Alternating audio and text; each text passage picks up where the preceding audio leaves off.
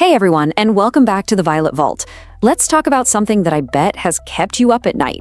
It's that huge, nagging financial question that almost all of us have to face at some point.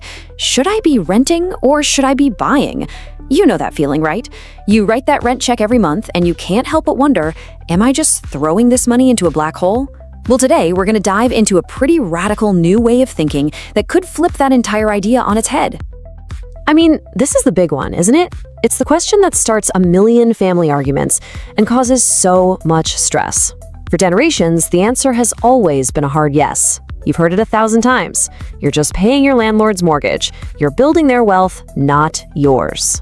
But what if I told you that's not the whole story anymore? What if the game has changed? So check this out. This is a quote from the financial expert Ramit Sethi, and it might make you do a double take. He says, point blank, renting is not throwing away money. Now wait, what? That goes against everything we've been taught. It really challenges a belief that so many of us hold. So that's what we're going to do today. We're going to bust this myth wide open and figure out what's different now.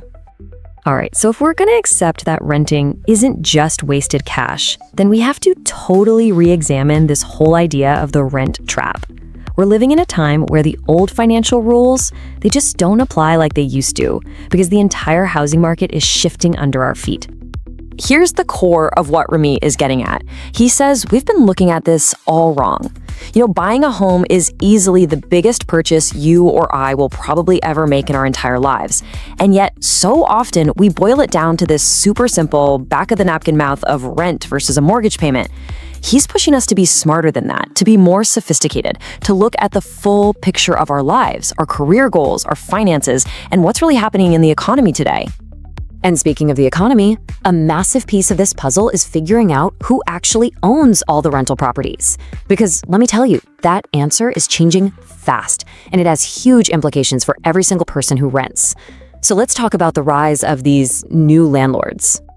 Okay, to really get the scale of this shift, get ready for this number.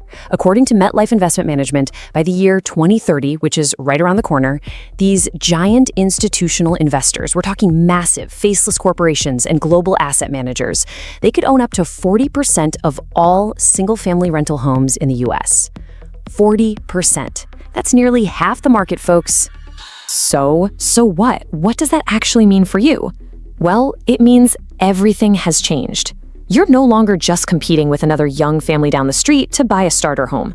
You're now competing with a corporation that has billions of dollars in cash. It's like a local bake sale competing with a global supermarket chain. This makes that traditional path to owning a home way, way tougher, which creates a huge problem that honestly needs a creative new solution. But here's the good news. That's exactly where this new idea comes in. This is the solution. It's no longer just about renting or buying. It's about a third option, a hybrid approach, the rent vesting revolution. And this is a brand new model that aims to bridge that gap and frankly give some of the power back to renters. So what in the world is rent vesting? Okay, let's break it down. It's a strategy where you get to rent the home you want in the neighborhood you love, keeping all that great flexibility. But, and this is the key, at the same time, a portion of your rent is actually invested for you, building your wealth. You're literally turning your single biggest monthly expense from a liability into a wealth-building asset. I love this quote because it just perfectly nails the mindset shift here. In 2026, your rent check is actually a buy order. Just let that sink in for a second. Imagine that check you write every month isn't just gone. Instead, it's an instruction. It's an order to buy a tiny piece of the building you live in. Your monthly housing payment becomes your ticket into the real estate investing game. Okay, I know what you're thinking. This sounds amazing, maybe a little too good to be true. How does this actually work in the real world? Let's get practical and break down the steps of how someone can go from being just a tenant to a part owner. All right, let's make this real with a quick story. Let's meet David. David pays $3,000 a month in rent for his apartment, but in a rent vesting building, maybe 10% of that, so $300, is automatically converted into what they call building tokens. Just think of these like tiny digital shares of the building's ownership. These tokens go into his personal rent vault, which is just a digital account where he can watch his equity grow. And here's the magic. As the property value goes up, the value in his vault goes up too. So 5 years later, when David decides to move out, he doesn't just get his security deposit back, he cashes out a $25,000 down payment for his first house, all built from the money he was already paying in rent. And look, David's story isn't some science fiction concept. These models are popping up right now. There's something called equity sharing, where you basically team up with an investor to buy a house, and then you slowly buy out their piece over time. There's fractional ownership, which uses tech to let you buy those little digital tokens of a property, earning you a slice of the profits. And some really forward-thinking landlords are creating their own tenant equity programs to share the building's success with the people who actually live there and make it a community. Now, the next big question is probably about trust, right? This sounds complicated. How can you really be sure that your little piece of ownership is protected? Well, the answer is all in the technology that makes these new, totally transparent financial agreements possible in the first place. Let's just compare the old way versus the new way. On the left, you've got the traditional rental agreement. We all know this one. It's piles of paperwork, maybe getting lawyers involved, and let's be honest, there's a power imbalance that usually favors the landlord. Any little dispute can become a slow, expensive headache. But on the right, you've got the new way, a smart contract on a blockchain. Now, don't get scared by the tech jargon. All this really means is that it's a self-executing computer program. The rules are coded in, and it automatically handles everything, from rent collection to how your equity is calculated, with perfect transparency. It completely levels the playing field. So when you put all of this together, it becomes pretty clear that we need a brand new financial playbook. It's really time for us to completely rethink what our rent payment is and what it could be doing for our financial future. So what's the bottom line here? Let's sum it up. First, that old debate about rent being wasted money, it's officially outdated. It's over. Second, your single biggest monthly expense now has the potential to become your biggest wealth-building engine. Third, all these innovative new models are creating a real, tangible bridge between the flexibility of renting and the financial power of owning. And finally, technology is what makes it all possible. It's making these opportunities secure, transparent, and accessible to everyone, not just the super rich. This really opens up a whole new world of possibilities, doesn't it? So I want to leave you with this final thought to chew on. Just imagine if your rent wasn't just an expense, but an actual investment. If every single check you wrote was building your own net worth, how would that change your life? How would that change your decisions? Where in the world would you choose to live? Let me know your thoughts in the comments below. What's the first thing that comes to mind? Wow, that was something, right? But don't go anywhere, there's more coming, and it's gonna make you think in a whole new way. Quick reminder, if you like learning cool stuff without the fluff, subscribe now. You won't regret it. Hey everyone, and welcome back to the Violet Vault. All right, what if I told you there's a financial secret that's been hiding in plain sight for centuries? Seriously, it's got this wild reputation, like something straight out of a mystery novel, or a cartoon even. But what if that whole story was wrong? What if this so-called villainous plan is actually one of the smartest ways to make sure you get paid more money the longer you live?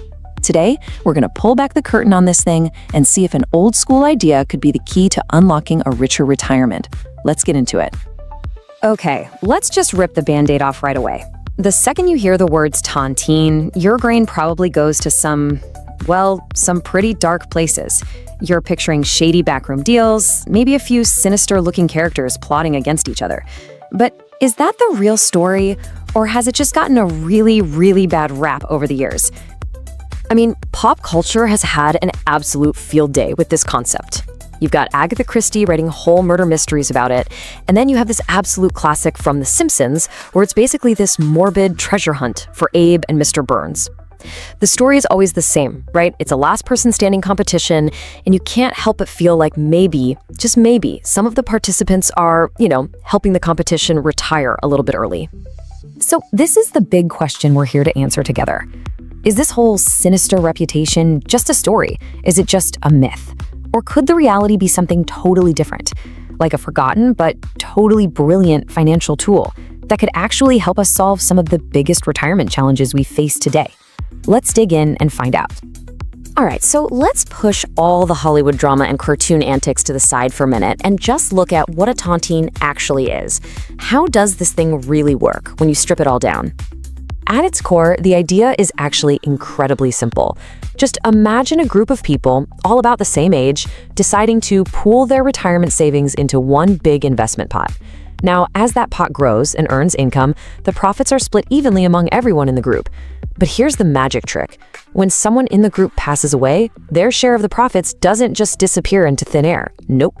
It gets redistributed to everyone else who is still living. Okay, check this out, because the math is where it gets really, really cool. Let's say 10 people each put in 10 grand. That creates a $100,000 fund. If that fund earns 5% a year, that's $5,000 in income. To start, everyone gets $500. Simple enough. But watch what happens. When the group shrinks to 5 people, their payout doubles to $1,000 each.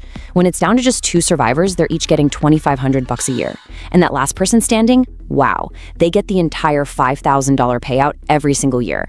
Your income literally goes up just for living longer. Pretty amazing, right? So this survivor's bonus we're talking about, it's not just a cute nickname. It has a real official financial term. They're called longevity credits, or sometimes mortality credits. You can just think of it as a bonus you get for sticking around. For example, maybe an 86-year-old in the group gets an extra 8% added to their income that year simply because they're one of the survivors. It is literally a financial reward for a long and healthy life. Now, I know what some of you are probably thinking, hey, this sounds kind of like an annuity. And you're not wrong. They do seem similar on the surface. But when you look under the hood, they are fundamentally different. So let's put them in the ring, side by side, and really see what sets them apart. Okay, let's break this down. With an annuity, you hand over a chunk of your money to a big insurance company. You're basically paying them to take on the risk of you living a long time. In return, they promise you a fixed, predictable income. But that service comes at a price. Fees, commissions, and their own profit margins. In a tontine, you're not transferring the risk. You're sharing it with everyone else in the group. This makes it way cheaper to run, and it means your income isn't stuck in one place. It actually has the potential to grow over time as the group gets smaller. And honestly, this quote just says it all. It nails the core difference perfectly. Think of it like a casino. When you buy an annuity, the insurance company is the house. And what's the number one rule of a casino? The house always wins. They set the rules to make sure they come out on top. But in a tontine, you and the other members are the house. You're not playing against a giant corporation. You're all on the same team, sharing in the collective success. It completely flips the power dynamic. Okay, so if this idea has been around for hundreds of years and it seems so clever, why on earth are we talking about it now? Why is it suddenly making this big comeback in the 21st century? What's changed? Well, the short answer is pretty simple. We're all living longer. A lot longer. The old retirement playbook, work till you're 65, then live off your savings for maybe 20 years, that's kind of getting tossed out the window. The single biggest financial fear for so many people right now is what the experts call longevity risk.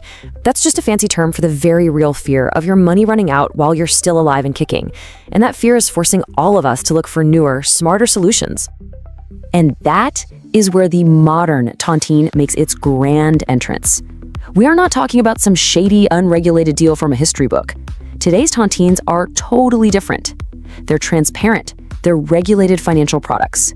They are specifically designed to be a safe, low-cost way to create an income stream in retirement that actually grows as you get older, which is the perfect weapon against that fear of outliving your savings. And hey, this isn't just some theory or a cool idea. This is happening right now. Major, legitimate financial firms are starting to offer these modern, regulated tontine-style funds. People are finally starting to see them for what they really are. Not some creepy death pact from a novel, but a really smart and fair solution to one of the biggest financial puzzles that we all face. So, we've busted the myths. We've looked under the hood at how it works. But what does this all mean for you and your own retirement plan? What's the real bottom line here? If there is one thing, just one thing you take away from this today, I want it to be this. Tontines are not about gambling on death. That is the movie version. The reality is about a totally different way of thinking about risk. Instead of paying a massive company a bunch of fees to take on the financial risk of you living a long life, you are teaming up with your peers, people in the exact same boat as you. It's a fundamental shift from transferring your risk away to sharing that risk as a community. And that simple change can lead to so much better outcomes for everyone involved. So I'll leave you with this final thought to chew on. Our lives are getting longer. We're healthier. We are completely rethinking what it means to work, to learn, and to live. So, doesn't it just make sense that the financial tools we use to pay for those longer lives should evolve right along with us? The comeback of this centuries-old idea suggests that maybe, just maybe, some of the best ideas for our future have been waiting in our past all along. What do you think? It's a pretty fascinating concept, right? Let me know down in the comments, is this something you'd ever consider for your own retirement? I'd love to hear your thoughts. As always, thanks for hanging out at the Vault. Don't forget to like and subscribe, and I'll see you in the next one. Wow, that was something, right? But don't go anywhere, there's more coming, and it's gonna make you think in a whole new way. Quick reminder, if you like learning cool stuff without the fluff, subscribe now. You won't regret it. All right, let's jump right in. You know, for the longest time, the career playbook was super simple, right? You get a good job, you work hard, you earn a salary. End of story. But that whole playbook, it's being completely rewritten as we speak. Today, we're going to break down this huge shift in how we think about work and getting paid, pitting the safety of cold hard cash against the absolutely explosive potential of ownership. Wow, that's a pretty bold statement, isn't it? This one idea is really at the heart of everything we're talking about today. It forces you to stop and ask a really important question. Are you trading your best work, your best ideas, your time for something that loses value every single year? Or are you trading it for an asset that could potentially grow and grow and grow? And this leads us to what I call the startup crossroads. It's a choice so many people are facing now. On one side, you've got the salary. It's certain, it hits your bank account every 2 weeks, it's safe. On the other side, you have equity. And let's be real, it's kind of like a lottery ticket. It to have a massive upside, truly life-changing, but it's also super high risk. Most startups fail, and if they do, that equity is basically monopoly money. Getting your head around this trade-off is absolutely step one. So, to make the right choice at that crossroads, you first have to speak the language. See, equity isn't just one simple thing. It's got its own world of terms and rules. So let's decode it. We're going to break down the key terms you absolutely have to know before you even think about signing that offer letter. Okay, first up, stock options. Now listen closely, because the key word here is right. You are not being given stock. You are being given the opportunity, the right, to buy stock down the road at a price that's locked in today. That's called the strike price. The whole bet is that the company takes off, its value skyrockets, and you get to buy in at that old super low price. Then you've got these things, restricted stock units, or RSUs. Now, these are a totally different animal. This isn't an option to buy. It's a straight-up promise from the company to give you shares in the future. As long as you stick around and meet the requirements, those shares are yours. And the biggest difference, you don't have to pay a single penny to get them. And this chart here just lays out the trade-offs perfectly. With stock options, their value is totally dependent on the stock price going up above your purchase price. If it stays flat or goes down, those options are literally worthless. But RSUs, they'll always have some value, as long as the company's stock is worth more than zero. But, and this is a big but, look at that tax timing. With options, you often have some control over when you buy and trigger a tax bill. With RSUs, nope, the moment they're yours, you're taxed on their value. Automatically. You get a tax bill whether you're ready for it or not. So you're starting to get the lingo, right? But here's something you have to burn into your brain. Equity is never truly free. It always, always has a price. And that price is paid with your time, your commitment, and the huge risks you're taking on. That's the real cost of getting a piece of the pie. And this all boils down to the core concept of sweat equity. This is the bedrock of the entire startup world. It's ownership you earn not with your wallet, but with your hard work, your late nights, your brain power. For founders who are just starting out and don't have a lot of cash, sweat equity is the currency they use to bring on amazing people, trading a piece of their dream for the work needed to build it. But hold on, you don't just get that ownership on day one. It's earned over time through what's called a vesting schedule. The super common one is a 4-year schedule with a 1-year cliff. Okay, what does that mean? The cliff is critical. It means if you leave the company before your 1-year anniversary, you get nothing, zero, zilch. After you hit that 1-year mark, boom, 25% of your shares are yours. And then you typically earn a little bit more each month until you're fully vested at year 4. It's the company's way of making sure you're in it for the long haul. Now, when this gamble pays off, oh man, it can be absolutely life-altering. You gotta hear this story. Back when Facebook was just a tiny startup, they needed their first office painted. A guy named Sean Parker offered the graffiti artist David Cho a choice: take a few $1,000s in cash or take company stock instead. Cho thought about it, and you know what? He rolled the dice. He took the stock. Years and years later, when Facebook went public, his sweat equity for that one paint job was worth an estimated $200 million. Just incredible. Okay, but for every David Cho's story, you have to remember there are thousands, literally thousands, of people whose stock options ended up being worth nothing. The risks are incredibly real. Most startups just plain fail. You could leave before your 4 years are up and have to walk away from a huge chunk of your equity. As the company grows and raises more money, they issue new shares and your piece of the pie gets smaller. That's called dilution. And like we talked about, you've got to be ready for the tax bill if and when your equity actually becomes valuable. It is a gamble, through and through. So hearing all of this, the massive potential upside, the huge risks, you're probably wondering, okay, so what's the move? Well, there's a really interesting new trend emerging. It's about thinking beyond just one job and one lottery ticket, and instead building what you might call a portfolio career. Let's take a look at this fractional future. So meet the fractional executive. This is a total game changer. These are experienced senior-level pros. Think a chief marketing officer, a head of sales, a chief financial officer, who don't work for just one company full-time. Instead, they offer their expertise to a bunch of different companies, usually startups, on a part-time or contract basis.